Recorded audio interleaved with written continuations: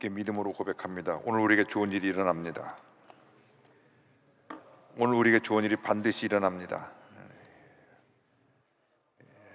아무리 코로나19가 기승을 부리고 우리에게 어려움을 가져다 주어도 우리에겐 반드시 좋은 일이 일어나게 되어 있습니다.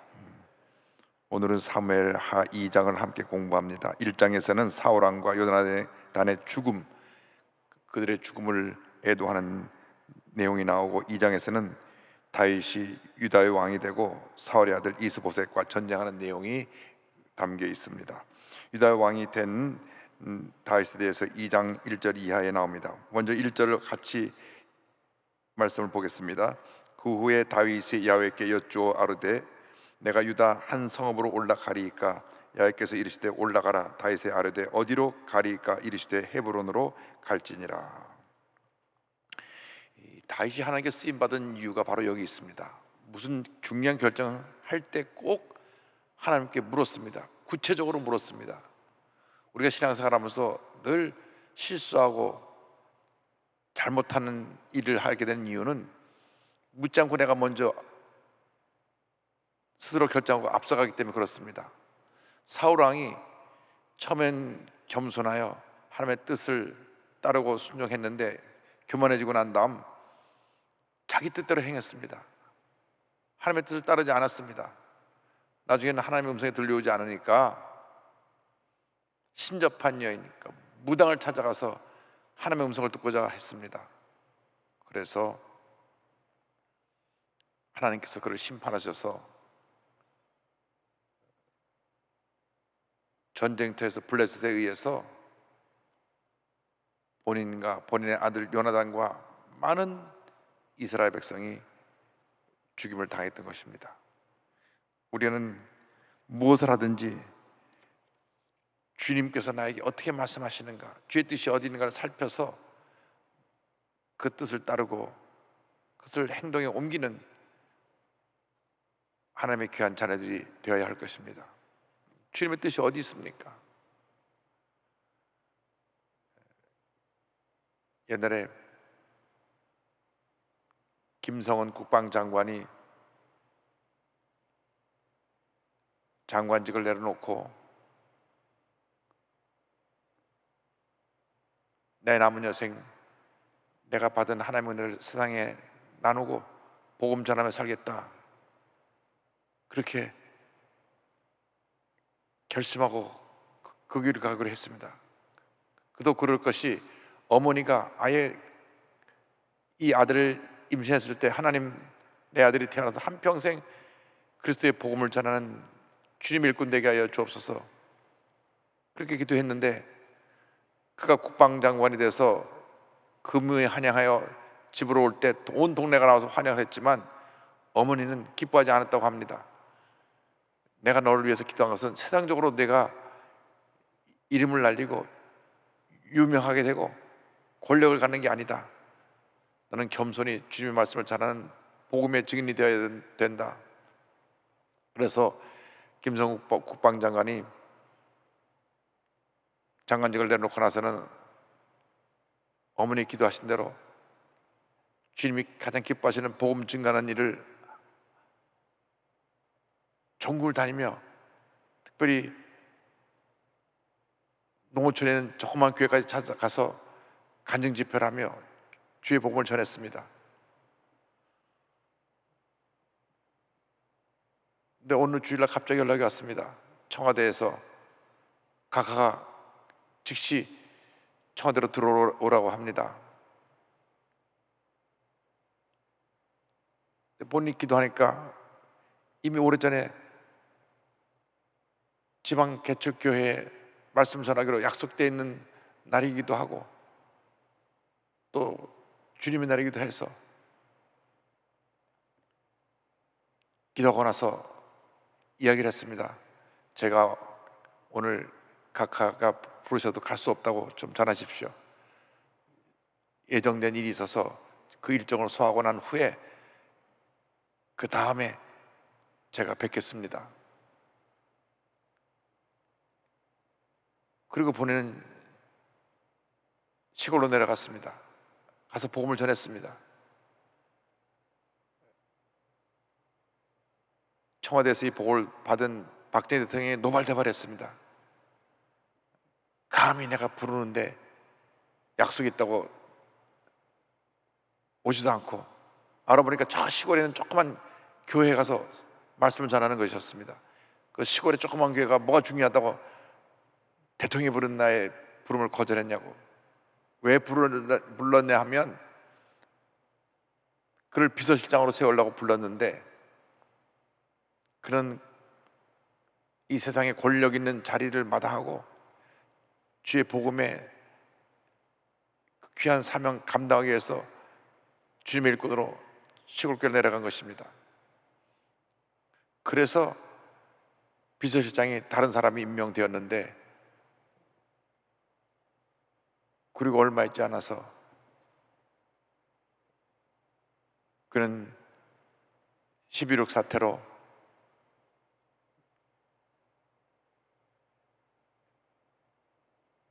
대통령이 죽고 그 자리에 있던 비서실장이 그로 인해서 큰 곤욕을 치르고 한 그런 일을 당하게 되었는데, 만일 그때 주님의 음성을 듣지 않고 세상의 음성을 듣고 갔더라면 본인도 똑같이 대통령 시해되는 자리에서 있다가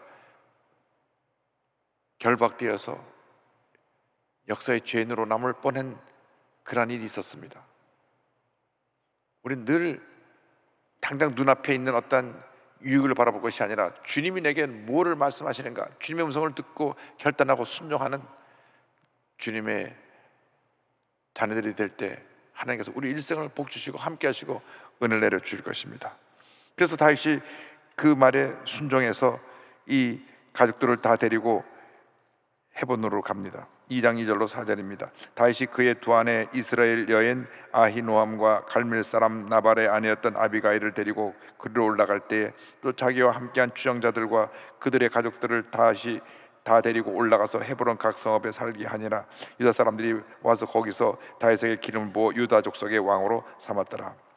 다윗은 아내들과 추정자들 가족까지 다 헤브론으로 와서 그곳에 거주하게 되었는데, 12지파 가운데 다윗 속한 유다 지파에서 다윗을 왕으로 세웠습니다.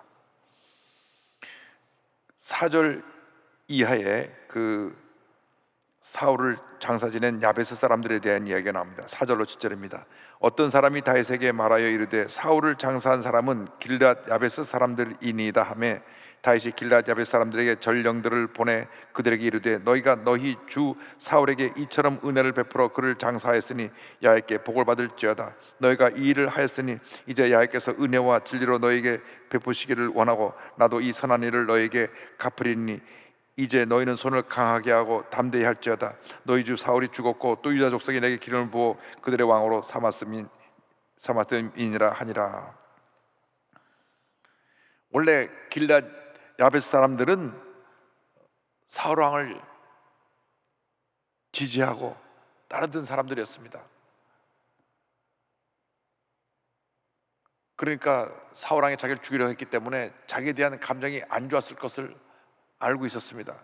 그런데 다윗 왕은 하나님의 기름 부은 자를 존중히 여겨서 장례를 잘 치러준 길앗 야베스 사람들을 축복하고 그들을 격려합니다. 그래서 이 다윗의 축복과 격려가 길앗 야베스 사람들 자기 사람으로 다 변화시킨 것입니다. 지도자가 가져야 될 중요한 덕목 가운데 하나가 포용력입니다. 포용력. 내 등을 돌렸던 사람이라고 할지라도 그분들이 갖고 있는 장점을 보고 품어서 나의 사람으로 만들고 함께 일하게 하는 것이 지도자가 갖춰야 될 덕목 가운데 하나입니다. 물론 늘 이렇게 굽어져 갖고 늘 문제를 일으키고 배신하는 사람들을 품고 가라고 하는 그런 말씀은 아닙니다. 그러나 웬만하면 적을 만들지 말고 그들을 품고 그들을 함께 이끌어가는 것이 지도자의 덕목 가운데 하나입니다. 제너럴 일렉트릭의 사장했던 웰치 회장은 평생 나는 나의 적을 만들지 않겠다. 본인들이 돌아서 적이 되는 건 어쩔 수 없지만 내가 데리고 있던 사람이 나를 돌아서 적으로 만드는 일은 하지 않겠다 라고 하는 말을 했다고 하는데, 우리 개생 살아간 동안 포용력을 가지고 좀 모자라고 좀 부족하고 좀 불편한 것이 있어도 주의 사랑으로 품고 변화시켜서 하나님의 일꾼을 만들고 함께 주님을 하게 하는 것도 중요하리라 생각을 합니다. 이어서 이스라엘 왕이 된 이스보셋에 대해서 설명합니다. 8절로 11절입니다. 사울의 군사령관 넬의 아들 아브넬이 이미 사울의 아들 이스보셋을 데리고 마나하임으로 건너가 길르앗과 아솔과 이스라엘과 에브라임과 베냐민과 온 이스라엘의 왕으로 삼았더라. 사울의 아들 이스보셋이 이스라엘 왕이 될 때 나이가 40세이며 2해 동안 왕이 있으니라. 유다 족속은 다윗을 따르니 다윗이 헤브론에서 유다 족속의 왕이 된 날수는 7년 6개월이더라. 여기 보면 사울의 군사령관, 지금 말하면 참모총장이었던 아브넬은 누구냐면 사울의 숙부의 아들입니다. 그러니까 사촌지간입니다. 숙부인데 큰 아버님인지 작은 아버님인지는 구분이 되지 않고요, 그냥 숙부의 아들인데, 그 사촌 형제간에 있는 이 아브넬을 총사령관으로 세워놓고 이제 사울이 통치했었는데, 사울이 죽고 나니까 모든 권력이 이 아브넬한테 갔습니다. 아브넬이 사울 왕이 이루었던 그 모든 사울 왕의 이스라엘 왕국을 그가 가진 권력으로 잘 유지하고 있었는데, 성경을 보면 사울 왕의 넷째 아들 이스보셋을 그 이스라엘의 왕으로 세웁니다. 그러니까 다윗을 지지한 지파는 12지파 중에 현재 유다 지파만 남아있고 나머지 지파 사람들이 그쪽에 모여 있는데, 그 사람들을 아브넬 총사령관이 잘 저들을 관리하면서 자기가 왕이 될 수가 없으니까 사울 왕의 넷째 아들 이스보셋을 왕으로 세웠는데, 보니까 이스보셋이 왕이 되고 나서 2년 만에 죽습니다. 근데 그 뒤에 기록을 보면 다윗은 사울 왕이 죽은 후에 7년 반이 지나서 통일왕국의 왕이 되거든요. 그러니까 7년 6개월에서 2년을 빼면 5년 6개월이 비는데, 이것은 아마 5년 6개월 동안 아브넬이 그 사람들을 잘 이렇게 화합시키고 수습해서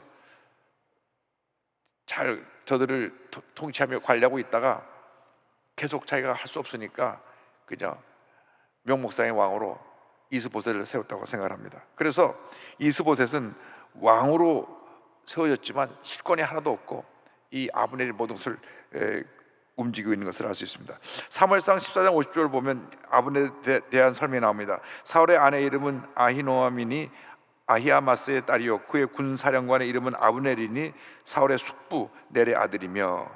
그래서 이 마하나임 이 도시에 그가 왕국을 세워놓고 이스보셋을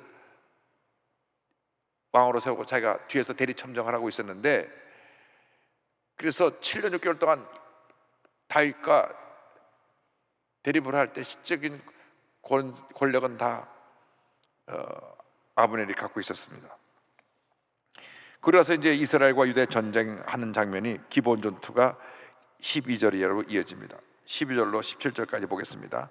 넬의 아들 아브넬과 사울의 아들 이스보셋의 신복들은 마하나임에서 나와 기본에 이르고 스루야의 아들 요압과 다윗의 신복들도 나와 기본 목가에서 그들을 만나 함께 앉으니 이는 못 이쪽이요 그는 못 저쪽이라. 아브넬이 요압에게 이르되 원하건대 청년들에게 일어나서 우리 앞에서 겨루게 하자. 요압이 이르되 가게 하자 하매 그들이 일어나 그 수대로 나아가니 베냐민과 사울의 아들 이스보셋의 편에 12명이요 다윗의 신복 중에 12명이라 각기 상대방의 머리를 잡고 칼로 상대방의 옆구리를 찌르며 일제히 쓰러진지라. 그러므로 그곳을 헬갓 핫수름이라 일컬었으며 기브온에 있더라. 그날의 싸움이 심히 맹렬하더니 아브넬과 이스라엘 사람들이 다윗의 신복들 앞에서 패하니라. 먼저 이 기브온에서 양편에 자리를 잡고 대표들이 나와서 싸우게 합니다. 그 싸우게 하다가 저들이 보니 아브넬 쪽에 대표된 용사들이 나가서 참패를 당하고, 그래서 다윗과 다윗의 신복 요압 장군을 앞세운 저들이 공격해 오자 아브넬의 군사가 대패합니다. 그런데 이 전쟁의 와중 속에서 요압의 형제 동생인 아사엘이 죽습니다. 18절 23절입니다. 그곳에 수리아의 세 아들 요압과 아비새와 아사엘이 있었는데 아사엘의 발은 들로로 같이 빠르더라. 아사엘이 아브넬을 쫓아 달려가되 좌우로 치우치지 않고 아브넬의 뒤를 쫓으니 아브넬의 뒤를 돌아보며 이르되 아사엘아 너냐 대답하되 나로다. 아브넬이 그에게 이르되 너는 왼쪽으로나 오른쪽으로나 가서 청년 하나를 붙잡아 그의 군복을 빼앗으라 하되 아사엘이 그렇게 하기를 원하지 아니하고 그의 뒤를 쫓으매 아브넬이 다시 아사엘에게 이르되 너는 나 쫓기를 그치라. 내가 너를 쳐서 땅에 엎드러지게 할 까닭이 무엇이냐. 그렇게 하면 내가 어떻게 내 형 요압을 대면하겠느냐 하되 그가 물러가기를 거절하며 아브넬이 창 뒤끝으로 그의 배를 찌르니 창이 그의 등을 꿰들고 나간지라. 곧 그곳에 엎드려져 죽음에 아사엘이 엎드려 죽은 곳에 이르는 자마다 머물러 섰더라. 이 요압이 삼형제인데 삼형제의 막내는 이 아사엘은 굉장히 발이 빠르고 민첩해서 이 전쟁에 나가 자기가 공을 세우려고 뭐 다른 사람 10명 제가 넘어뜨려도 조건 총사령관 아브넬 하나 넘어뜨리는 건 못하니까 공을 세우려고 막 빠른 걸음으로 달려갑니다. 아브넬을 보니까 요압 장군의 동생이 자기를 치러 오는데 아브넬은 총사령관이요 역전의 용사입니다. 그래서 아사엘과 겨루어서 아사엘은 아직 젊고 경험이 부족하기 때문에 싸움 대상이 안 되기 때문에 너는 나를 치지 말고 다른 사람을 치라고 얘기했는데 끝까지 아사엘이 달려오니까 단번에 창으로 찔러 아사엘을 죽게 합니다. 그래서 아브넬과 그의 군사를 죽게 한 사람들이 아사엘이 피 흘려 죽은 것을 보고 그 자리에 머물러 서는 장면이 나옵니다. 그렇게 되니까 아브넬과 요압이 이제 우리 싸우지 말자 휴전하게 하고 서로 갈라서는데 장면이 그 뒤에 나옵니다. 24절 29절입니다. 요압과 아비새가 아브넬의 뒤를 쫓아 기브온 거친 땅의 길기야 맞은쪽 암마산에 이를 때 해가 졌고 베냐민 족속은 함께 모여 아브넬을 따라 한 무리를 이루고 작은 산 꼭대기에 섰더라. 아브넬이 요압에게 외치르되 칼이 영원히 사람을 상하겠느냐. 마침내 참혹한 일이 생길 줄을 알지 못하느냐. 내가 언제까지 무리에게 그의 형제 쫓기를 그치라 명령하겠느냐. 요압이 이르되 하나님이 살아계심을 두고 맹세하노니 내가 말하지 아니하였다면 무리가 아침에 각각 다 돌아갔을 것이요 그 형제를 쫓지 아니하였으리라 하고 요압이 나팔을 불매 온 무리가 머물러 서고 다시는 이스라엘을 쫓아가지 아니하고 다시는 싸우지도 아니하니라. 아브넬 장군이 먼저 휴전을 제안한 것입니다. 언제까지 이렇게 많은 사람이 죽고 너 동생 죽었는데 계속해서 우리를 치러 올 거냐? 칼이 사람을 죽이게 하는 걸 모르냐? 그래서 요압이 그 말을 듣고 나팔을 불고 이제 전투를 멈추게 하고 각기 돌아가는 것이 나옵니다. 29절을 보면 아브넬과 그의 부하들이 밤새도록 걸어서 아라바를 지나 요단을 건너 비드로운 땅을 지나 마하나임에 이르니라. 원래 마하나임에 출발서까지 왔으니까 바로 돌아가고요. 또 요압은 헤브론으로 각각 돌아가는데 돌아가는 길에 먼저 그 아사엘을 장례를 치르는 장면이 나옵니다. 30절 이하를 봅니다. 요압이 아브넬 쫓기를 그치고 돌아와 무리를 다 모으니 다윗의 신복 중 19과 아사엘이 없어졌으나, 그러니까 요압 측의 군사는 20명이 죽은 것입니다. 다윗의 신복들이 베냐민과 아브넬에게 속한 자들을 쳐서 360명을 죽였더라. 무리가 아사엘을 들어올려 베들레헴에는 그의 조상 묘에 장사하고 요압과 그의 부하들이 밤새도록 걸어서 헤브론에 이른 때의 날이 밝았더라. 요압 장군이 저쪽에 쳐서 죽인 사람은 360명이고 이쪽에 요압과 다윗의 군사가 죽인 것은 20명입니다. 20대 360의 대승을 거둔 것입니다. 저쪽은 360명이 죽었고 여기는 20명이 죽었는데, 그러나 그 죽음 가운데 20명 가운데 요압의 동생 아사엘이 죽었기 때문에 밤새 그들이 걸어서 고향인 베들레헴에 가서 그 조상의 묘에 아사엘을 묻고 밤새 걸어서 다시 이 헤브론으로 돌아옵니다. 전쟁이라는 것은 이와 같은 예기치 않은 죽음과 손실을 가져옵니다. 그래서 지금 전 세계가 전쟁을 하면 안 된다, 전쟁은 무고한 사람들이 죽으니까 우리가 평화를 유지하자.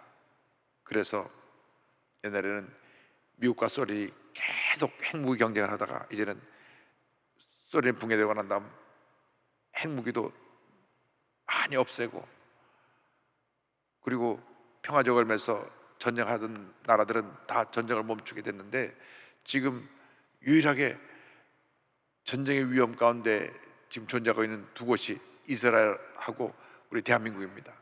그래서 대한민국도 이제 평화적을 해야지, 지금 휴전협정만 돼 있고 촛불을 겨누고 있으니 그것은 바람직하지 않다. 그래서 평화협정을 하자고 하는 그런 움직임이 있고, 또 이스라엘도 이 팔레스틴과 계속 전쟁을 하는데 이제 평화를 하자, 평화적을 맺고 우리가 화평하게 지내자. 그래서 계속 이스라엘에서는 이 평화 조약을 맺기 위해서 사인을 보내고 있습니다. 그래서 요르단과 또 협정을 맺고 중동 쪽 나라들과 협정을 맺는데, 이번에 대통령이 새로 바뀌었습니다. 이스라엘 대통령이 새로 바뀌면서 새로 바뀐 이 젊은 대통령이 7년 대통령 임기를 수행해 나가는데, 앞으로 우리 이스라엘이 원하는 것은 평화다, 전쟁이 아니다. 지금 너무나 많은 오해를 받고 있는데, 우리는 우리 나라를 지키기 위해서 이렇게 디펜스, 방어를 하고 있는 것이지 우리가 먼저 공격한 것은 없다. 우리의 원하는 것은 서로가 평화롭게 지내는 것이다. 그래서 지금 중동 지역에 있는 나라들과 평화 조약을 맺으려고 지금 계속 그 일을 진행해 나가고 있는데, 강경파들은 끝까지 싸우자고 그러고, 또 이스라엘의 강경파도 우리를 저렇게 공격하는 사람은 그냥 두면 안 된다고, 그래서 서로 대립하고 있지만 결국 전쟁이라는 것은 무고한 사람들이 많이 죽고 큰 피해를 입히기 때문에 손에 든 총과 칼을 내려놓고 이제는 하나님의 사랑 가운데 하나가 되는 귀한 역사를 이루어야 될 것입니다. 우리 대한민국도 남북이 전쟁하지 않으려면 북한에 문이 열려서 복음이 들어가는 것 외에는 방법이 없습니다. 예수 그리스도의 사랑이 칼과 창과 총과 핵무기보다 더 위대하고 더 능력 있고 더 하나님의 놀라운 역사를 우리에게 가져오는 힘이 있기 때문에 우리가 기도해야 됩니다. 주님, 북한의 문이 열려서 복음이 증거되게 하여 주시고, 북한 전역에 교회가 서게 하여 주시고, 많은 영혼들이 주님께 돌아오게 하여 주시옵소서. 지금 뉴스를 보니까 북한이 식량난으로 먹을 것이 없어 수많은 사람이 굶어 죽어가고, 백신은 구경도 못 해가지고, 코로나가 지금 얼마큼 창궐한지 어떤지, 지금 북한 아주 폐쇄된 사회니까 절망의 깊음에 빠져 있습니다. 코로나 검사는 검사 키트도 없을 것이고, 백신도 없을 것이고, 뭐 우리 정부에서 백신 좀 갖다 준다 그러는데 지금 그런 총체적인 절망 가운데 저들이 있고, 먹을 것도 없고, 그리스도의 복음이 들어가야 저들이 살아나는 것입니다. 복음이 들어갈 때 하나님의 은혜와 축복이 함께하기 때문에, 영혼이 잘 되면 범사가 되고 강건이 되는 축복이 있기 때문에 복음이 들어가 주의 복음으로 남북이 통일되는 그런 날이 다가오기를 우리 늘 기도하면서 믿음으로 하나 돼서 믿음의 전쟁을 해나가는 주님의 일꾼들이 되어야 할 것입니다. 기도하겠습니다. 사랑과 은혜와 자비가 무한하신 하나님 아버지, 간절히 기도드립니다. 인간의 생사를 주관하신 하나님 앞에 우리들이 겸손히 엎드려 기도하며 주의 뜻에 순종하고 주의 뜻을 따르는 저희들 되게 하여 주시옵시고, 하나님, 이스라엘이 나눠져서 7년 반 동안 전쟁을 하면서 서로 많은 피해를 입었는데, 주여, 우리 대한민국이 이제 예수 그리스도의 사랑으로 변화되어서 남북이 예수 그리스도의 복음으로, 예수 그리스도의 사랑으로 통일되고 하나 되는 귀한 역사가 이루어지게 하여 주시옵소서. 이는 힘으로도 능으로 되지 아니하고 오직 성령의 능력으로 될 줄로 믿사오니, 북한의 지도자들의 마음을 변화시켜 주셔서 저들이 회개하고, 저들이 탄압하는 정책을 포기하고, 핵무기 개발을 포기하고, 주제사상을 포기하고, 복을 받아들이고 휴전을 활짝 열어서 남북이 자유롭게 왕래하며 그리스도의 복음을 통하여 변화되고 남북이 하나 되는 귀한 역사가 일어나도록 주님 도우시고 함께하여 주옵소서. 주님께 모두 의탁하옵고 예수님의 이름으로 기도드립니다. 아멘.